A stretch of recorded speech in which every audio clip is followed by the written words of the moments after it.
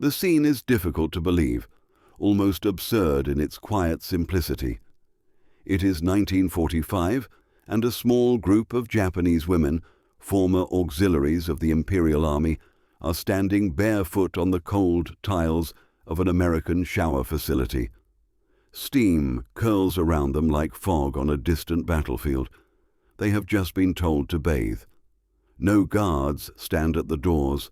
No officers bark orders. No one watches. The women hesitate, frozen by disbelief. For years, they had lived under an iron system where discipline meant surveillance, where even washing was done under the unblinking eyes of superiors. Here, in a country they had been taught to hate, they are being told to undress and step into clean water, alone, unwatched, unchained. One woman whispers in Japanese, "They don't even check." Another presses her palm against the metal wall, still half expecting a trapdoor or peephole to open. But nothing happens. Only the steady hiss of warm water and the faint smell of soap. For the first time in years, they are not being observed, and that freedom terrifies them more than captivity ever did. Just months before, these same women had lived through the chaos of Japan's collapse. They were not soldiers in the trenches, but clerks, radio operators, typists, young, proud, indoctrinated daughters of the empire. When the war ended, surrender did not bring peace. It brought humiliation. Many feared retribution. They had heard the stories. Propaganda told them the Americans would torture and humiliate prisoners, that captured women would face unspeakable abuse. So, when Allied forces took them into custody, they braced themselves for the worst. Shackles, beatings, starvation. Instead, they were given blankets. They were processed quickly, recorded, tagged, and handed small canvas bags containing toiletries and spare clothes. Some thought it a cruel joke. Others waited for the punishment to come later. But it never did. When they arrived at the American Run internment facility, somewhere deep in the Pacific Theater, later transferred to U.S. soil, the shock deepened. There were rules, yes, but also routines that felt normal. They were assigned sleeping quarters, served meals on time, and even offered medical care. Some prisoners whispered that this must be part of a psychological experiment, that the Americans were trying to trick them into revealing secrets. Yet, as days passed, the treatment remained consistent, firm, but never cruel. And then came the strangest order of all, showers. No supervision necessary. At first, the women refused. They lined up nervously outside the door, clutching towels like shields. They expected hidden cameras or male guards behind the walls. The Americans insisted that wasn't the case. "No one's going to watch you," one female attendant said through a translator, almost offended by their suspicion. But how could these Japanese women believe her? Back home, even in military dormitories, bathing had been communal, watched and timed. Privacy was not granted, it was controlled. To bathe unwatched felt unnatural, even dangerous. One prisoner later recalled, "We thought they wanted to shame us by leaving us alone." In Japan, no one trusted anyone enough to look away. When the first few finally stepped inside, they found nothing more sinister than gleaming tiles and rows of showerheads that released steady streams of warm water. It wasn't the cold, timed rinse they were used to in military camps. It was comfort, soap with a floral scent, towels that smelled of bleach and sunshine. For the first time their bodies relaxed. Some cried softly, not out of sadness but confusion. They couldn't understand why their captors would offer such kindness. One woman whispered, "If this is punishment, it is a strange kind." But this small act was not an accident. The Americans knew exactly what they were doing. During the final years of the war, the U.S. military had learned that soft power, dignity, comfort, decency, could break enemy indoctrination faster than cruelty. It wasn't mercy alone, it was strategy. By treating the Japanese prisoners humanely, they exposed the cracks in the ideology that had fueled Japan's militarism. The same women who had sworn loyalty to the emperor now stood stunned under American showers, realizing that their enemy had given them something their own leaders never had: respect. Days turned into weeks. The routines of captivity became less alien. The women cleaned their quarters, attended roll calls, and worked in small groups preparing meals or sorting supplies. The guards, many barely older than the prisoners, treated them with a kind of professional distance. There were rules, curfews, and consequences for disobedience, but there was also fairness. That fairness was what confused the prisoners most. Back home, obedience was extracted through fear. Here, it was expected through trust. One prisoner wrote later in her journal, "We kept waiting for the humiliation. It never came. Instead, we were met with a politeness we did not know how to return." Yet the showers remained the most symbolic moment.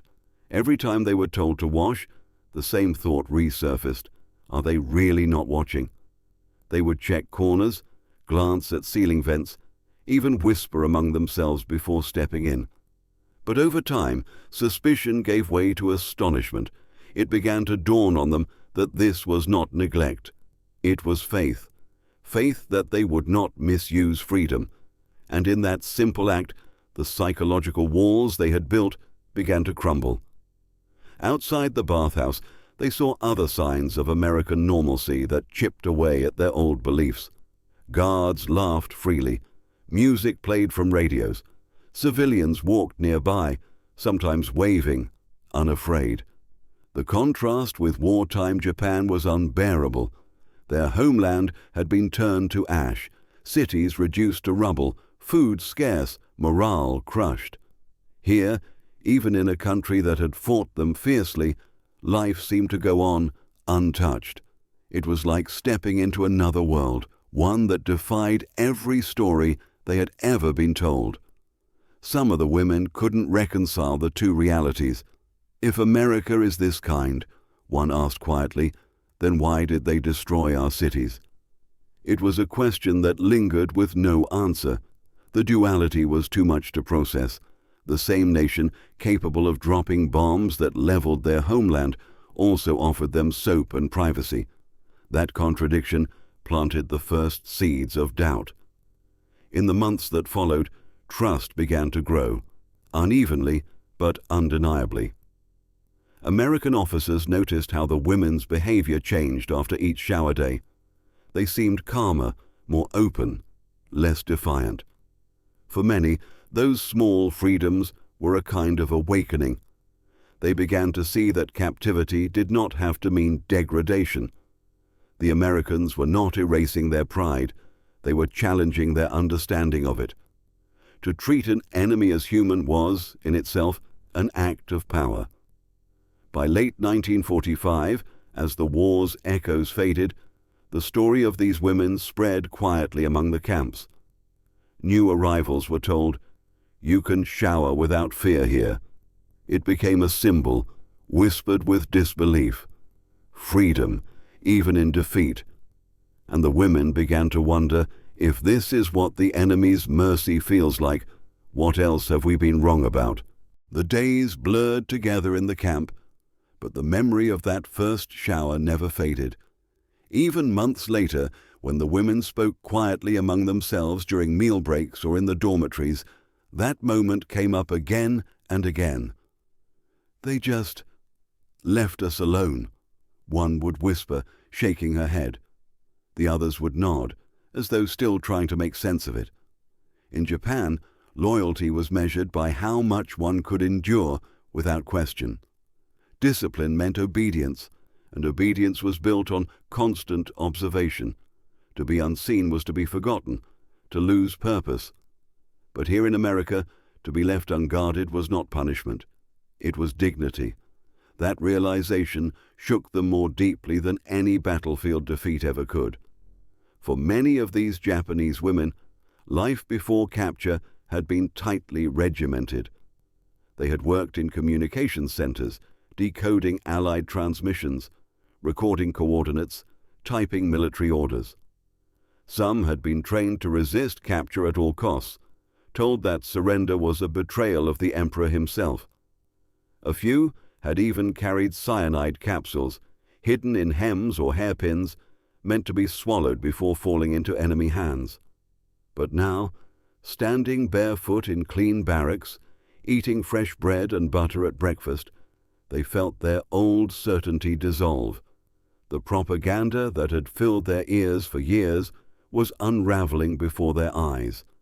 The guards were not monsters. The Americans didn't beat them, didn't shout orders in foreign rage. Some guards even smiled, offering greetings in halting Japanese phrases learned from pamphlets. The camp had a small infirmary, a kitchen, and a library stocked with American magazines. To the women, those glossy pages showing smiling families, food advertisements, and post-war celebrations looked like scenes from another planet. "Do they really live like this?" one prisoner asked, tracing a picture of a woman holding a baby in a sunlit garden. Her friend replied quietly, "If they do, we never stood a chance." That sense of defeat was not bitterness, it was awe. They had believed themselves to be the chosen children of a divine empire, the pure race destined to rule Asia. Yet here they saw a nation that had outbuilt, outfed, and outlasted them without turning its citizens into sacrifices. And unlike their homeland, where fear and shame enforced loyalty, America seemed to function on something far more bewildering: trust. Even the camp itself reflected that. The fences were tall, yes, but not menacing. The guards were armed but casual. The prisoners were counted, but rarely shouted at.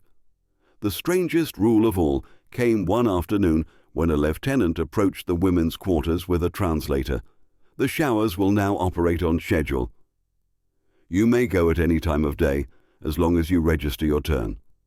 "No escort required," gasps spread through the group. No escort? Not even one guard? It sounded impossible, but the lieutenant simply nodded and left, as if he'd announced something trivial. The women stared after him in silence, the absurdity sinking in. One muttered, "They want to test us." Another said, "Maybe they don't care if we run." But even that fear couldn't outweigh their curiosity. The next morning, they lined up again, tentatively, quietly, and walked into the empty shower hall. This time, the fear had dulled, replaced by a fragile sense of gratitude. The sound of running water filled the air, mingling with the soft murmurs of women who had spent too long in silence. A few laughed nervously. Others just stood under the warm spray, eyes closed, letting the tension melt from their bodies. One prisoner, a former nurse named Hana, looked at the water pooling at her feet and whispered, "We are being trusted." It felt sacred in its simplicity. She dried herself slowly, realizing that for the first time since the war began, no one was telling her who she had to be. Word of this freedom spread among the new arrivals, women captured in the Philippines, Guam and Saipan. Many of them arrived terrified, expecting torture or worse. But when they were told they could wash freely, that there were no guards peering through vents or mirrors, the reaction was always the same: disbelief, then relief, then tears. The showers became more than hygiene. They became proof that the enemy was not what they had imagined. The Americans, of course, knew that such trust carried risk. But experience had taught them something vital. The land itself was the prison. The distances were vast, the language foreign, the terrain unfamiliar. There was nowhere to run. But more importantly, they understood that kindness could erode indoctrination faster than punishment ever could. Treating these women as human beings, not captives, was the ultimate psychological strike, and it worked. Soon, the camp command noticed small changes. Prisoners volunteered for chores. They organized their own cleaning rotations, requested books to study English, and began writing letters home. Some even asked the guards about American customs, holidays, foods, music. The more they learned, the more they realized how much their old world had hidden from them. But this awakening also came with guilt. Many of them had lost brothers, fathers, or fiancés in the war. To feel gratitude toward the enemy felt like betrayal. Late at night, some would whisper apologies to the memory of the dead. "Forgive me," one woman wrote in her diary, "for feeling peace where I should feel shame." Others found themselves torn between pride and revelation. They still loved Japan, but they no longer believed in its myths. The showers became a place of quiet reflection, almost spiritual. It wasn't uncommon to see women linger long after the water stopped, sitting on the benches wrapped in towels, lost in thought. Some said it reminded them of home, of the public baths in the cities before the bombings. Others said it reminded them of what home had become, gone, destroyed, replaced by silence. "The Americans gave us back the sound of water," one wrote years later. "They gave us the sound of being human again." As months passed, the guards began to relax even further. Small privileges were added: the right to walk the yard without supervision, the ability to write letters more often, even occasional visits from Red Cross delegates. With each new gesture, the women's shock deepened. What kind of enemy fought so fiercely, yet treated prisoners so gently? It made no sense. But perhaps that was the point. America didn't need to prove dominance through cruelty. It already had power, and power didn't need to shout. When news of Japan's surrender reached the camp officially, the reaction was mixed. Some women wept openly. Others stood silent, unable to process it. Their country had fallen. The emperor's voice had declared the unthinkable. And yet there they were, alive, clean, and treated with respect by the very nation they had been told to hate. It was surreal. In the weeks that followed, the atmosphere in the camp changed subtly. The guards, though still professional, grew more conversational. Translators were used less often as prisoners practiced English. The women began to laugh more easily, their stiff postures softening. Yet beneath it all, the showers remained the heart of their strange new world, a daily reminder that freedom could exist even behind fences. And for many, that realization became harder to bear than captivity itself, because once you've seen kindness where you expected cruelty, the entire foundation of your beliefs begins to tremble. By late autumn of 1945, the war was officially over, but inside the camp, time moved differently. Outside those barbed fences, the world was rebuilding, cities rising again from rubble, nations redrawing borders. But for the Japanese women confined within, the true reconstruction was happening inside them. The showers had become their quiet temple, a place where their old selves slowly dissolved down the drain, replaced by something neither wholly Japanese nor American but human. Each rinse washed away another layer of fear, another echo of commands shouted in barracks back home. One prisoner later wrote in her memoir, "The Americans cleansed us without intending to. They cleaned not only our bodies, but the lies that had been poured into us." Every few weeks, new prisoners would arrive, wide-eyed and trembling. They would be ushered through the same procedure: registration, medical checks, assignment to quarters, and then came the inevitable shock. "You may shower now, no one will watch you." The newcomers always reacted the same way, disbelief giving way to suspicion, suspicion to awe. For those who had spent years believing the enemy was inhuman, the simple act of being left alone under warm water felt impossible. The veterans of the camp, Those who had been there longer would smile quietly and say, "You'll see."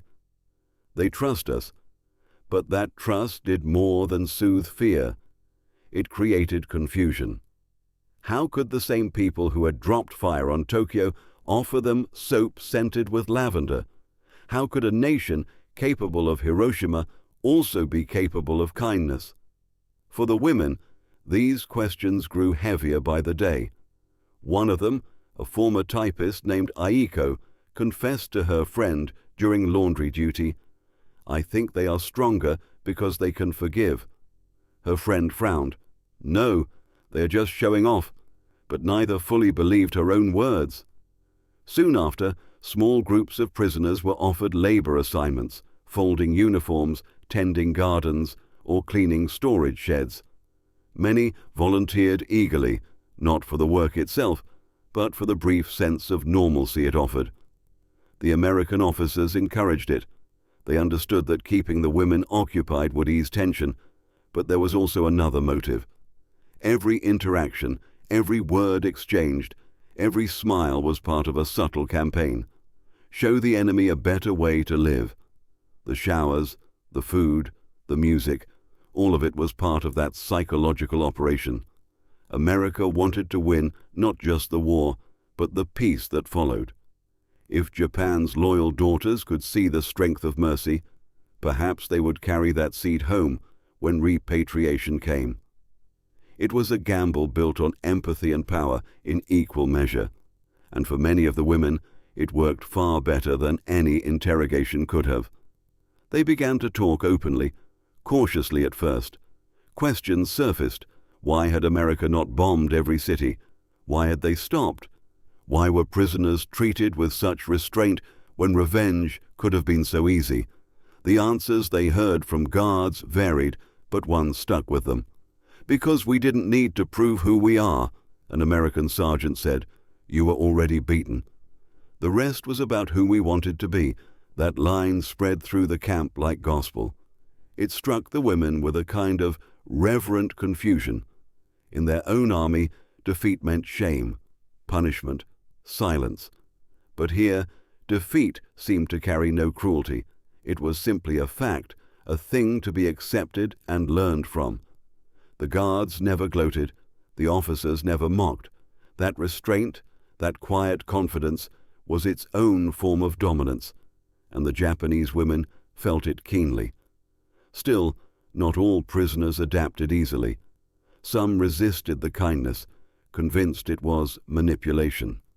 "They are softening us," said one woman during mealtime, her voice trembling with anger. "They want us to forget who we are." Another replied, "Maybe who we were was the problem." It was the kind of conversation no one would have dared to speak aloud back home. The war had ended, but inside these women, another war had begun, the war between pride and awakening. Weeks passed, and with them came small acts of defiance that looked more like curiosity than rebellion. A few women began humming American songs they'd heard on the radio in the recreation hall. Others started writing English words in the dirt, repeating them until they stuck. They were learning from the enemy, and part of them hated themselves for it. Yet they couldn't stop. Every day brought something new to marvel at. Electric lighting that stayed on all night, canned fruit that tasted like sunshine, soap that smelled like gardens after rain. These things were luxuries they'd never known, even in peacetime Japan. The contrast was devastating. The showers, once a symbol of fear, became a ritual of gratitude. Some women began to linger after bathing, folding towels neatly, polishing faucets until they gleamed. It was as though by caring for that space, they were honoring the invisible mercy that allowed it. "The water taught us that the world could be kind," one wrote decades later. "It was not forgiveness we received, but understanding." Then, one quiet evening, an event shattered their fragile sense of peace. A rumor spread that a group of male Japanese POWs from another camp had attempted escape. They had been recaptured after several days, wandering through the desert, starving and delirious. When news reached the women's camp, everyone waited in dread, expecting punishment or tighter security. But instead, the commander gathered them all and said simply, "We do not punish all for the actions of a few. You will continue your routine." That moment struck deeper than any sermon could have. In Japan, collective punishment was a core of discipline. If one failed, all suffered. But here, each woman was responsible for her own choices. The idea was revolutionary. "They do not treat us as a mass," whispered one prisoner, "but as people." That night, under the humming lights of the barracks, the women talked long after curfew. They spoke not of escape or home, but of what they had learned. "They win because they are not afraid to trust," one said softly. Another answered, "No, they win because they don't hate." As the months rolled into 1946, preparations for repatriation began. The war was over, and Japan was under Allied occupation. For many women, the thought of returning home filled them with dread. What would they find there? Ruins, ashes, loss. And worse, how would they explain what they had seen? Who would believe that the enemy had treated them not with cruelty, but with decency? The final days in the camp were filled with unease. They packed their belongings, the few clothes, a comb, letters, a towel. But when it came time to leave, most carried one thing unseen: the memory of the showers, the sound of water echoing off clean walls, the feeling of being unwatched, the smell of soap and steam. That memory clung to them, impossible to wash away. As the trucks rolled toward the ships that would carry them back across the Pacific, the women sat silently, hands folded in their laps. None spoke, but in their eyes burned something that hadn't been there before: understanding. They had seen the enemy's humanity, and that vision would haunt and heal them for the rest of their lives. When the ships carrying the women left the American shore, the ocean wind tasted strange to them. It smelled of salt and freedom, yet neither word felt real anymore. Many stood on deck, wrapped in military-issue blankets, watching the coastline fade. The land they had expected to fear had instead shown them mercy, and now they were sailing home to a country they no longer recognized. Some whispered silent prayers, others held photographs, but most simply stared at the horizon, trying to understand the meaning of what they had lived through. Their return to Japan was not a triumphant homecoming. The ports they arrived at were unrecognizable: shattered buildings, starving families, and children with eyes too old for their years. The air was heavy with the smell of smoke and dust. Cities once alive with neon lights and music now lay broken. The women stepped off the ship, their shoes crunching against rubble, and felt the shock of reality settle in. Home was gone. The Emperor's voice had declared surrender, and with it, the illusion of invincibility had crumbled.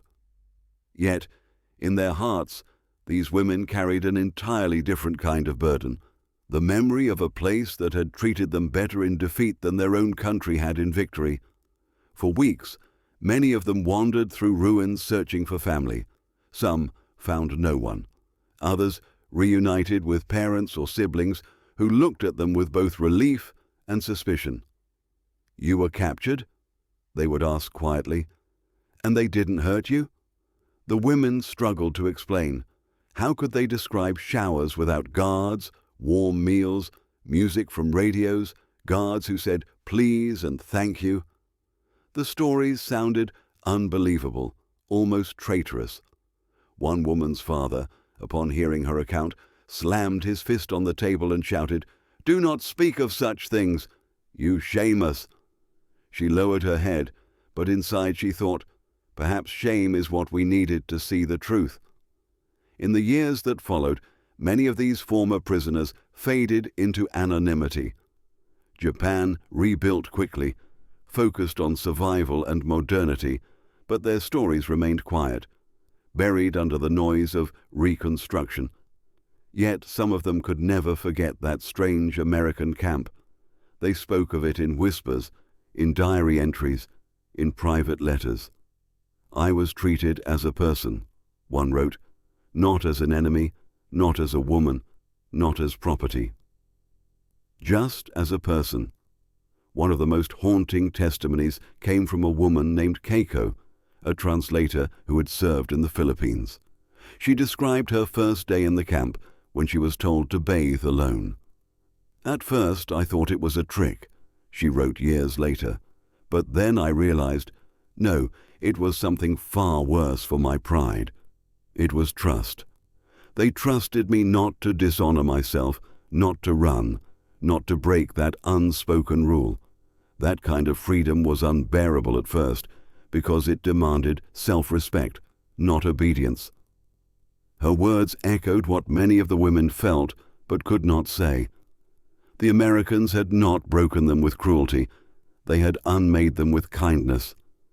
In the sterile white of those showers, they had seen what discipline without fear could look like. It wasn't softness that shocked them. It was strength without domination.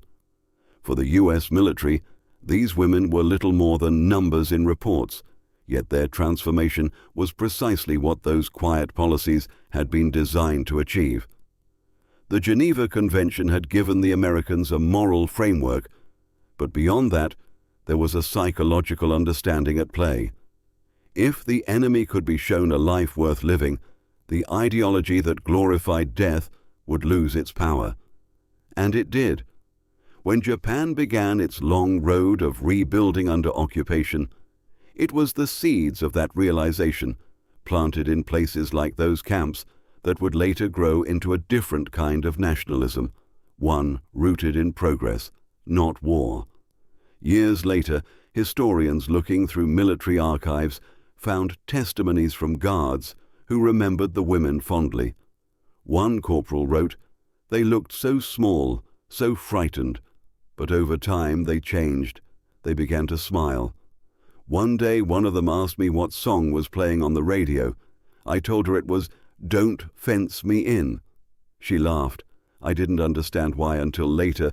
The irony of the song's title wasn't lost on her. For the women, that line, 'Don't fence me in,' became something like a haunting echo, because the true fences had never been the barbed wire of the camps, but the invisible walls built inside their minds by years of propaganda. America hadn't needed to break those walls. It had simply opened the door and waited. When the war generation began to age, some of these women finally told their stories publicly. In one 1970s interview, a survivor spoke before a small group of students in Osaka. She described the day she was allowed to shower without being watched. "It sounds like nothing," she told them, "but it was the first time I understood what freedom meant. It was not loud. It was not celebrated. It was quiet. It was being trusted to be decent." The audience sat in silence. When she finished, she bowed and said, "That is how the enemy defeated us, with respect." For decades, the Japanese government avoided discussing these camps. The narrative of victimhood after Hiroshima and Nagasaki left little room for stories of American generosity. But the truth lingered in journals, photographs, and whispers passed down through families. It was a hidden history, one that didn't fit easily into either side's pride. Even today, if you visit archives in both countries, you can find faded letters written by these women. Some are filled with gratitude, others with guilt. "I hated them," one wrote, "and they washed that hate off me." Another confessed, "I still remember the smell of the soap. Sometimes when I smell something like it, I cry without knowing why. These fragments reveal something profound." The American showers were not just plumbing, they were psychology. They symbolized a nation so confident in its strength that it could afford to be merciful, That confidence, that ability to win through dignity, was what left the deepest impression. To the Japanese women, it wasn't merely defeat they experienced, it was exposure to an entirely different moral universe. Many of those women went on to live quiet lives as teachers, mothers, clerks, or nurses in post-war Japan. A few married, some never spoke of the war again, and others dedicated their lives to promoting peace. But in rare private letters, a pattern emerges. They often compared every act of kindness they witnessed later in life to that first American shower. "Nothing since," one wrote, "has ever felt as clean." It is tempting to think of this story as sentimental, a simple anecdote of mercy amid war, but its implications are far deeper. The power dynamic was inverted in that moment. The conqueror revealed its humanity, and in doing so, forced the conquered to question their own. When the Japanese women stood under that unguarded water, they weren't just washing away the grime of travel, they were washing off the illusion that cruelty was strength. Historians often debate the motives behind such treatment. Was it moral conviction? Was it propaganda? Perhaps both. But the results spoke for themselves. Decades later, when Japan emerged as a democratic and industrial power allied with the very nation that once destroyed it, some scholars traced that shift not only to political policy, but to a cultural reawakening seeded by experiences like these, moments when the defeated glimpsed what true victory looked like, not domination, but decency. And yet, for the women who lived it, those philosophical ideas were distant. Their memories were far more personal. One recalled that when she stepped into the shower, she still had dust from Yokohama's bombed streets under her nails. When she stepped out, she said, "I felt like the war had ended for me personally." It wasn't the surrender ceremony, nor the emperor's speech.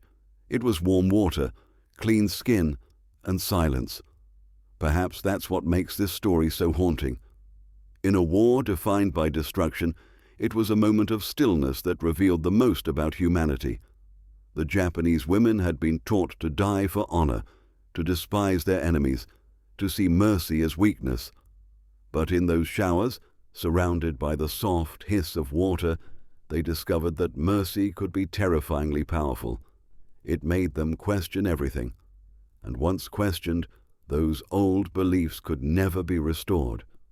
When asked years later what she remembered most, one survivor smiled faintly and said that no one watched us. It was such a small thing, but in that smallness lay the enormity of what America had achieved, not through fire, but through faith. So the next time you imagine the Second World War, don't just think of the bombs or the battles. Think of the quiet rooms where the defeated learned what freedom actually felt like. Think of the women who stepped into water expecting humiliation and found humanity instead. Because sometimes the most powerful weapon a nation can wield is not fear, but trust. And that wraps up today's look into one of the most extraordinary, almost forgotten moments of the war. The story of Japanese women POWs who discovered freedom in the most unexpected place, an American shower room. If you found this story as eye-opening as we did, make sure to hit that like button. And don't forget to subscribe for more untold chapters of history that challenge what we think we know. Drop a comment below. What do you think this says about power, mercy, and humanity during war? We'd love to hear your thoughts. Thanks for watching, and we'll see you in the next one.